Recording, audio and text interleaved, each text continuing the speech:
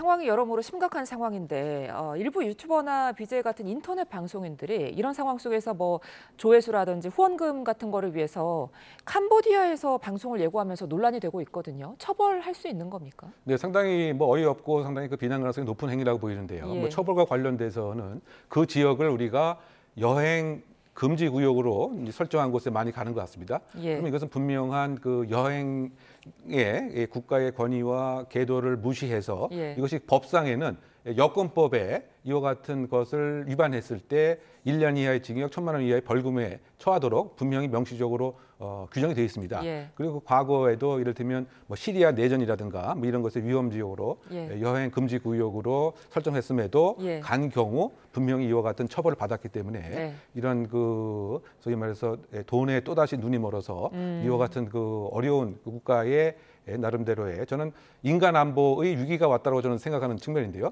그것을 빌미로 해서 자신의 왜곡된 수익 창출을 위해서 국가가 금지함에도 가는 경우에는 상당히 비난 가능성이 높고 이런 경우에는 사실상 혹시 뭐 그런 일이 좀 있어서는 안 되겠지만 이 중국계 범죄 단체에 의해서 납치가 되었을 때 우리 국가가 꼭 사실상 구조해야 되는 그 우선순위에서 이렇게 멀어지게 되는 그와 같은 상황도 관련 법에 있거든요. 예. 그래서 유학하게 되면 이건 아주 바람직하지 못한 예. 비난받아야 할 사항으로 생각합니다. 예, 스스로의 안전을 위해서도 이제 그런 짓은 좀 하지 말아야겠는데 끝으로 이 질문 좀 드릴게요.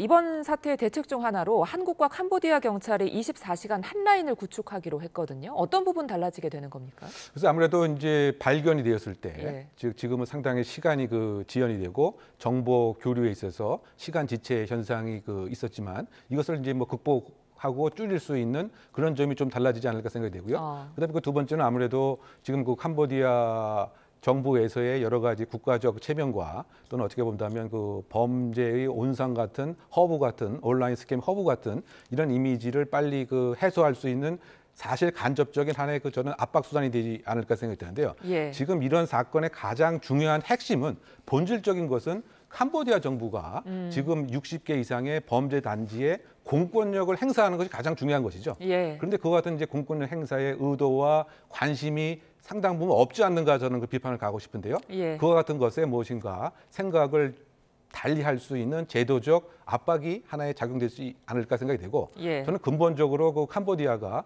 아시안 플러스 3 국가에 속해져 있습니다. 그러면 이 아시아 연대를 이용해서 우리가 직접 간접적으로 캄보디아 정부에 구체적인 이 범죄 단체를 빨리 해산시켜라. 예. 이 범죄 공장을 빨리 공권력을 사용해서 폐쇄하라. 이와 같은 외교적 국제 공조의 압박이 상당히 좀 있어야 되는가 않는가 생각이 되고요.